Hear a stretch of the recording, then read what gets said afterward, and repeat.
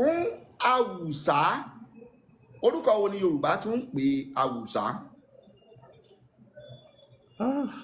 ẹ bá wa ká kiri nílẹ̀ bí wọ́n bá ti ṣe há o wọn ò fẹ́ mọ̀ nù o ẹ má jẹ́ kí wọ́n gbà o.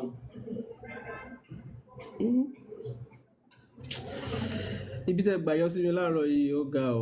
Ibi tó yẹ kí n gbà yọ náà mo gbà yọ. Ibi ahusa.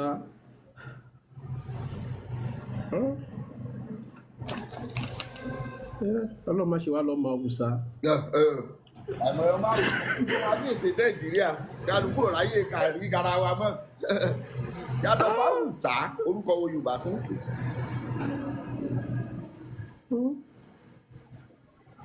ẹ dárúkọ yín fáwọn aráalé. Orúkọ mi ni Jọláyẹmí. Àsálà. Àsálà.